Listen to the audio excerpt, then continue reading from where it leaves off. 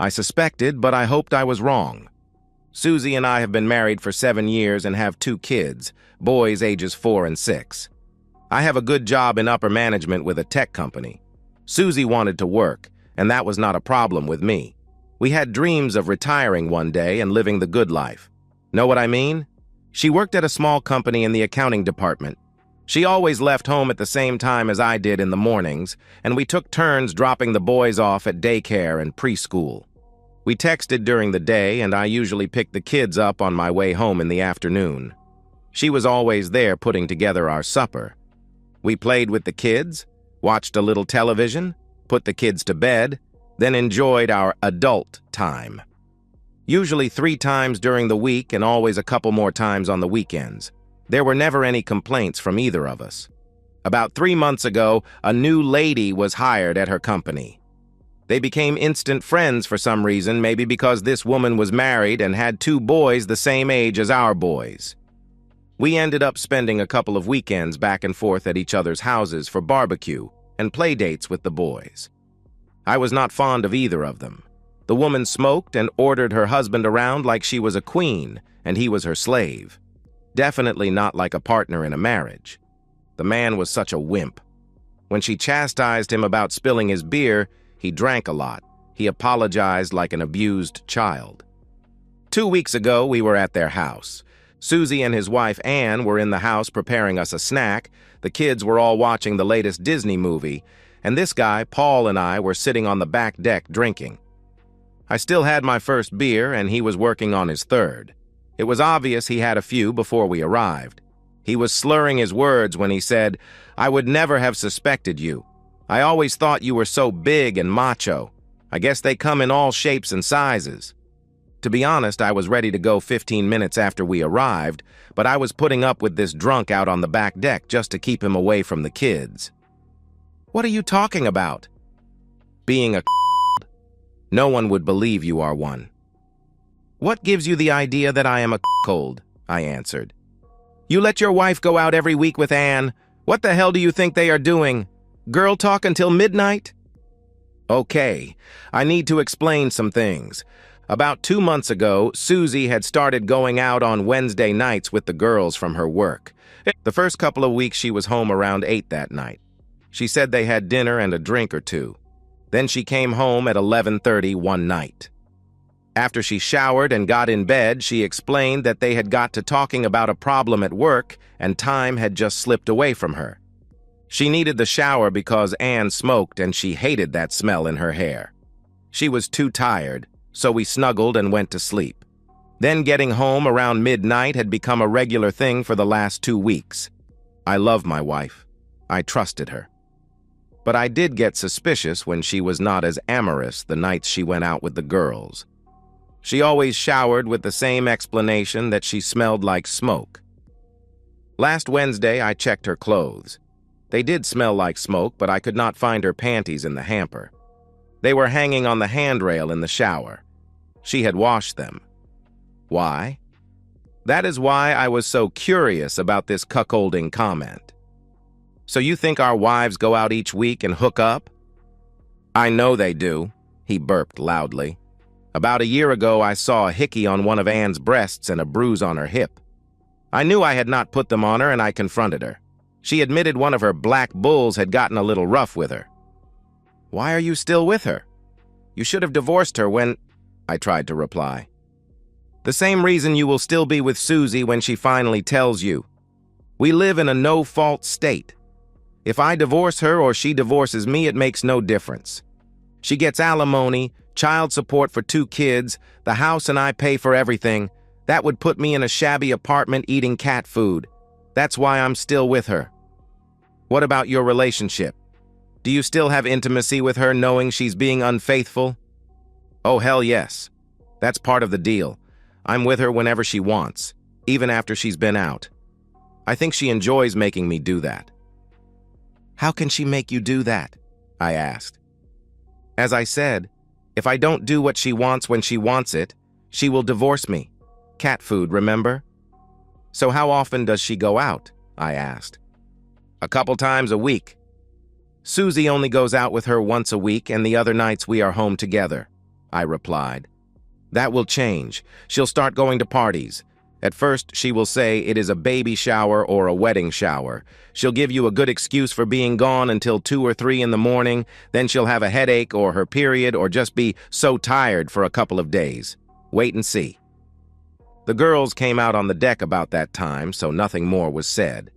In a couple of hours, we were back at home. Susie busied herself with the boys while I retreated to my man cave to do some work on the computer. That night, it was me that was too tired when I finally came to bed.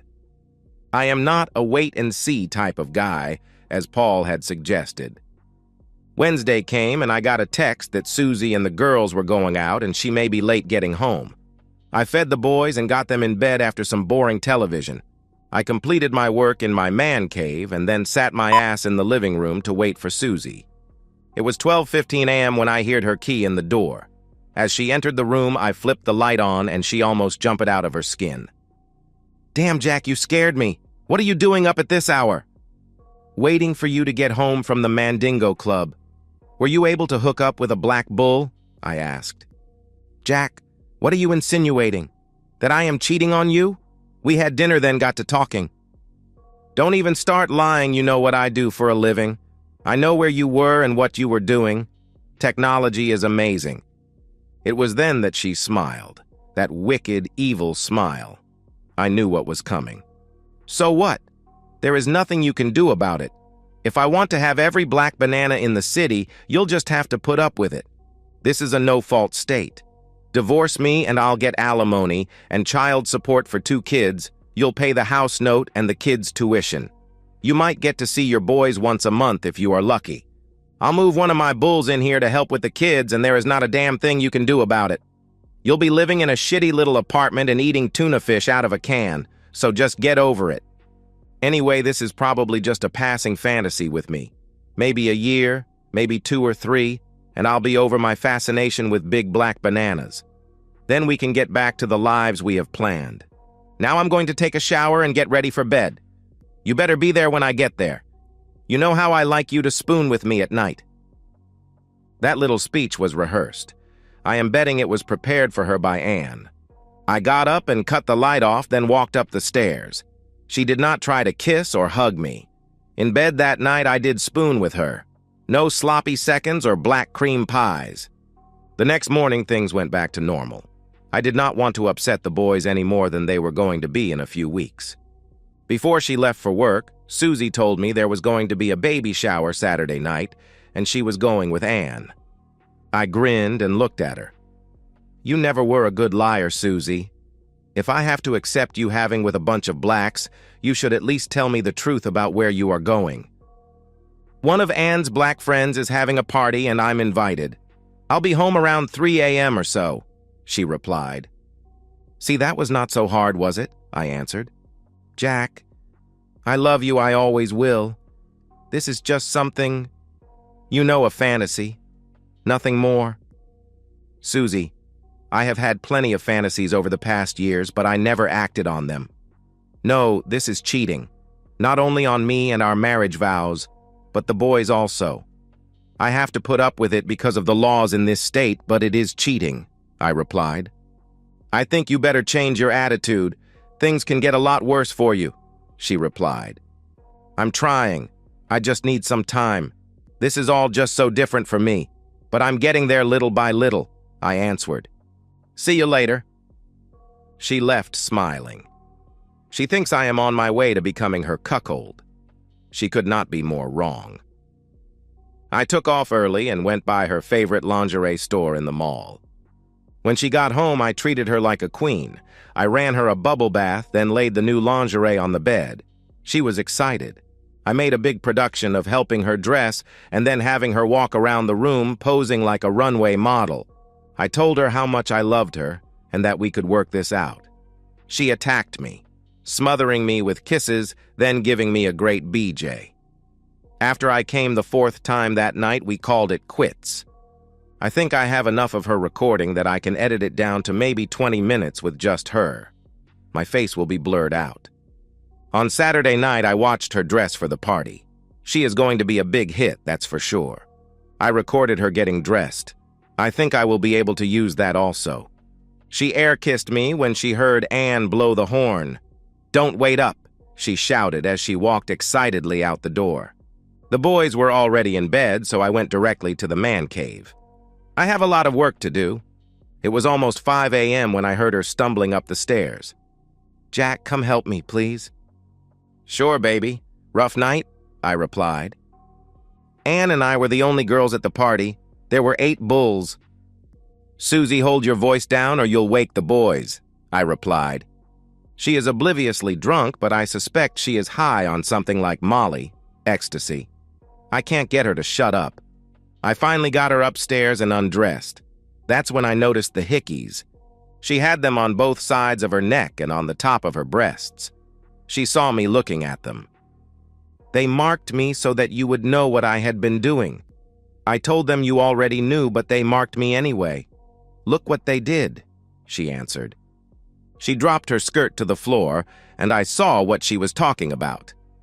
Just above her red landing strip were the words, "Black Banana Woman," written in black ink. Then 8 sets of initials.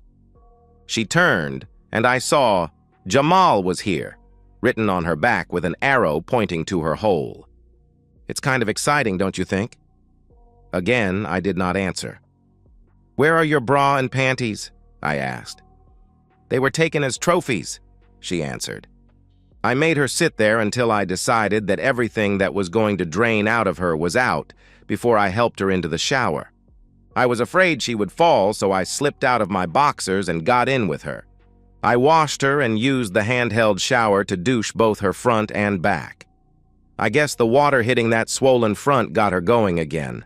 She hugged me and whispered in my ear, "I love you, Jack. You always take such good care of me. I'm still pretty stretched out and sore, but let me give you a BJ." Before I could answer, she was on her knees.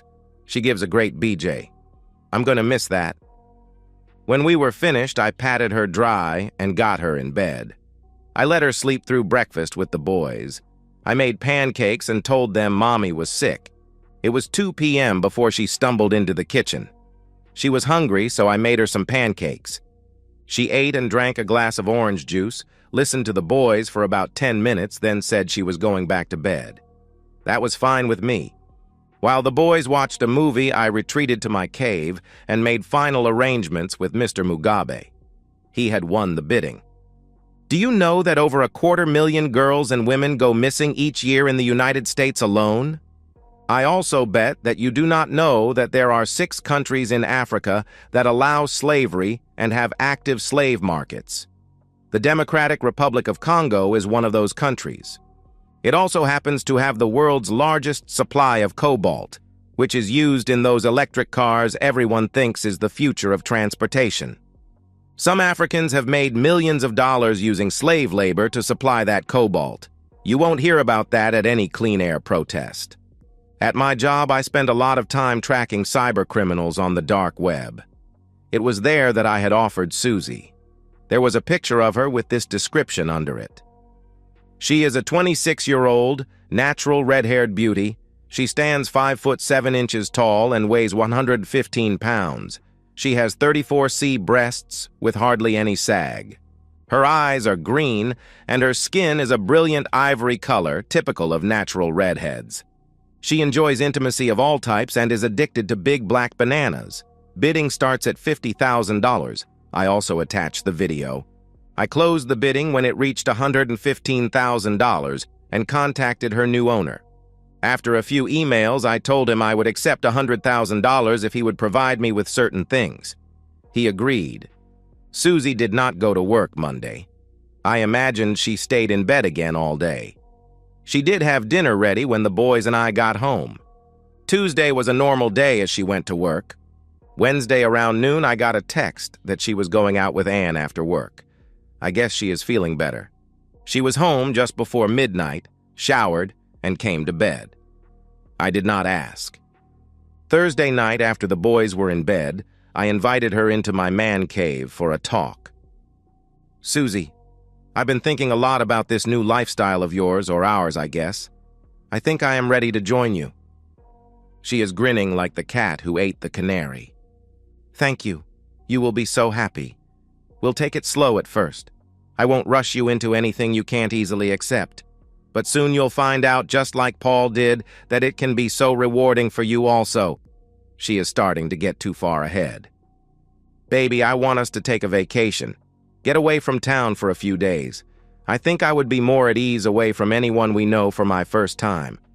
I've given this a lot of thought, and I booked us a flight to the Cape Verde Islands off the coast of Africa.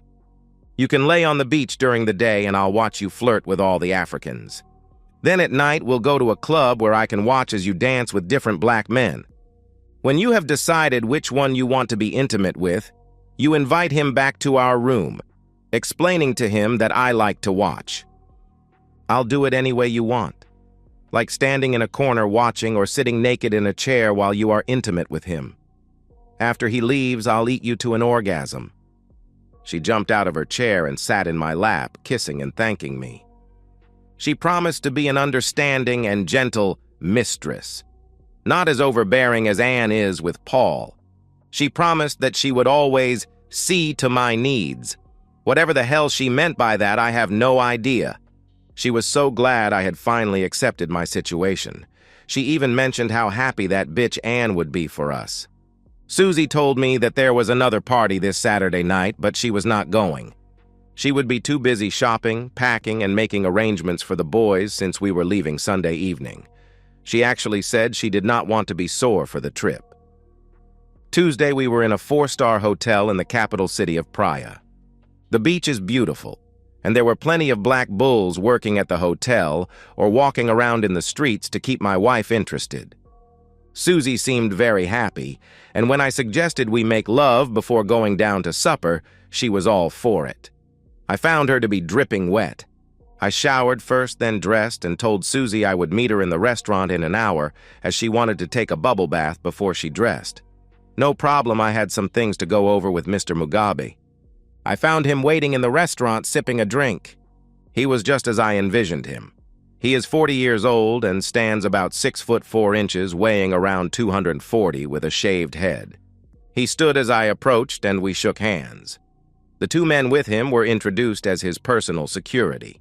He was dressed in what looked like an Italian suit, which probably cost him $5,000, and was wearing a watch easily worth $15,000.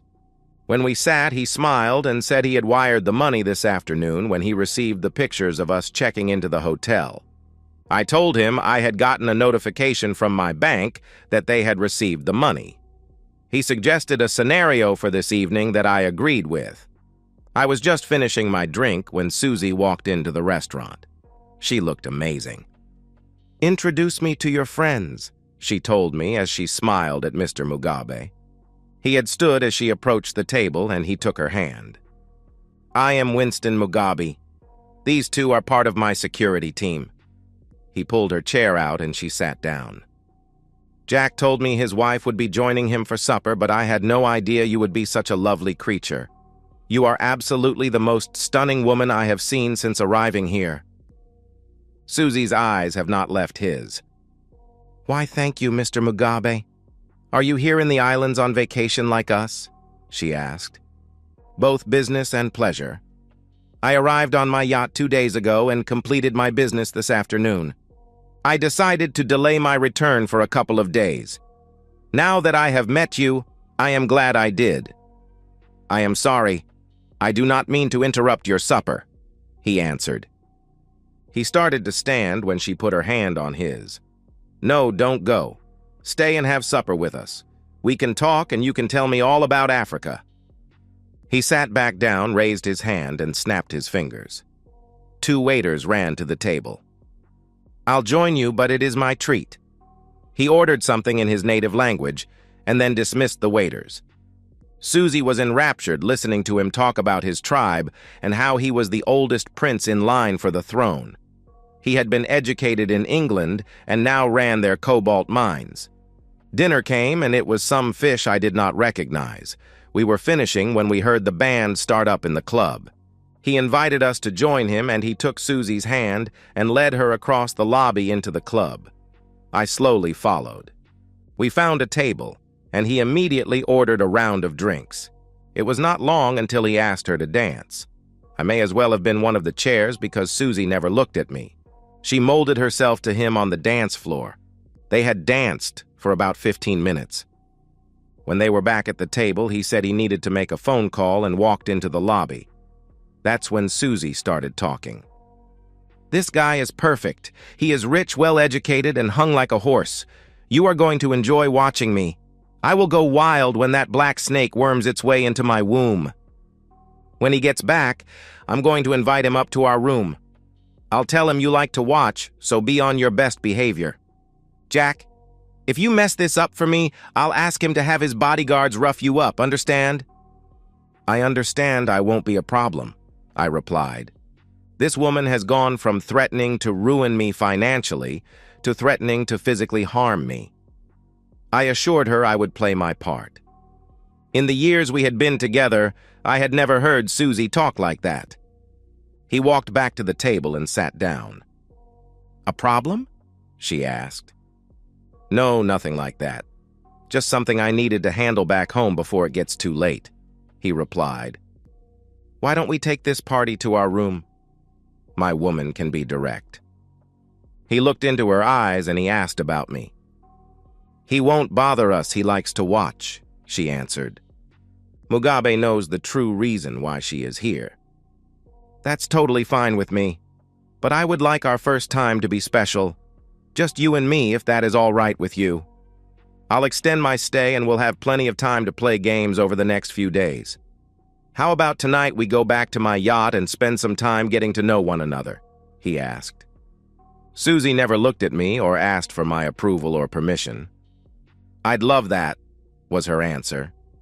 There was no kiss goodbye or even a glance at me as he took her hand and walked out into the lobby. That was the last time I saw my wife, Susie.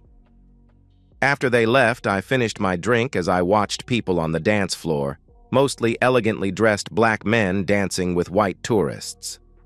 I never regretted for 1 minute what I had done. The $100,000 will be put into a college fund for the boys. I went to the room and packed all of Susie's things in her 2 suitcases. As I was finishing, there was a knock at my door. I was expecting it. One of Mugabe's bodyguards took the suitcases and handed me an envelope before he walked off without saying a word. I stayed the rest of the week lying on the beach and wandering through the shops in town. I flew home on our scheduled flight. Without Susie, of course. Back at home, I told the boys Mama had decided to stay on the islands a little longer. I was putting off the pain as long as I could. It was 3 days later that Anne called. I told her the story that Susie had met a rich African and ran off with him. She did not believe me. She kept shouting, "What did you do to her?" as I hung up the phone. The next afternoon, she showed up at my door with a black detective. He wanted to know where my wife was and why I had not filed a missing person report. "She is not missing, that's why. The last time I saw her, she was leaving with a black man to spend the night on his yacht. Before I left, I checked with immigration and found this." I showed him a copy of Susie's passport. It had an exit stamp showing that she had left the Cape Verde Islands 3 days before I had left. "On the internet, I found this." I handed him a copy of an email. It showed her entry into the Democratic Republic of the Congo 6 days later. "That's where that woman is. Living like a queen while I take care of the kids and all the bills. I can't believe she did this to me." The detective thanked me for my time. Then they turned and walked back to his car. I did not miss the fact that his hand was on Anne's back the entire time. I guess he is one of her bulls, and he was doing her a favor. She'll probably pay him back in the car on the way to her house. Then she'll kiss Paul. That could have been me getting that kiss if I had not taken action. I used the copies of Susie's passport that Mugabe had furnished me to file for divorce. It took a while, but I was finally free of that cheating woman, and I was not eating tuna fish out of a can. Revenge is a dish best served cold, taken from Dangerous Liaisons, written by Pierre Choderlos de Laclos in 1782. It was about 5 months later, as I was sitting at a small cafe eating lunch, when Anne's husband, Paul, sat down uninvited. After exchanging a few pleasantries, he started talking about his relationship with Anne. Things had not gotten any better. In fact, they were worse. A lot worse. She has me wearing a banana cage. I haven't had a climax in over a month. Why? I asked. She said I embarrassed her in front of one of her friends. How? I asked. I was tidying up after him when he got aroused again. He wanted me to continue, but I refused. Now I'm stuck in this situation indefinitely. I wish she would find some rich guy with a big banana and leave me for him. You know, like Susie did you. Man, you were lucky. Yeah, very lucky, I answered. He got up out of his chair, very gingerly, and left. But it got me thinking. All the problems Susie and I had were caused by Anne. That woman should be made to pay. After the kids were asleep that night, I came up with a plan. Susie was going to send Anne an email. Well, not really, but it was sure going to look like she did. First, I contacted Mr. Mugabe and asked if he would be interested in a 28-year-old blonde who is as pretty as Susie. I told him her story and he offered $50,000 sight unseen. If she truly is as pretty as Susie, he would send another $25,000 when he took delivery. I said I would let him know when to expect delivery. I could not help but ask about Susie. It had been almost 5 months, and I was curious. She wore on my nerves very quickly. She is now working 3 shows a night at one of my clubs and doing very well. She accepted the training quicker than most, and now seems very happy. You should come to visit her sometime. I am sure you would enjoy watching her perform. Then he laughed. I doubt Susie was enjoying much of anything these days. After cutting the connection, I started working on the email from Susie to Anne. Dear Anne, I am sorry it has been so long since I have contacted you. My life is a dream. You would not believe it. First, I was accepted into Winston's tribe. You would have loved that ceremony. It was shared by all the members of his royal family. Then the wedding. More sharing. Africans love to share. Then we flew to Paris on the family's private jet. My new husband let me shop. Shopping in Paris, buying anything I wanted. Now I am back in Kinshasa living in a palace. I do absolutely nothing. We have maids, gardeners, and slave girls who wait on me hand and foot. Some days I play all day in the pool, lying about while getting pampered like the queen I will be one day. But I miss you. We had such fun together. We made the most interesting and exciting plans. I owe you so much. I think about you all the time. I wish you would consider taking your vacation in Africa this year. Leave that husband with the kids and visit me. We'll take the yacht and cruise the coast. I'll get Winston to bring his brother Montgomery along. He is not married, and believe me, he is every bit as big as Winston. You'll love him. I could even get you accepted into their tribe. You know how much I love watching you with a group. Think about it. Love you, Susie.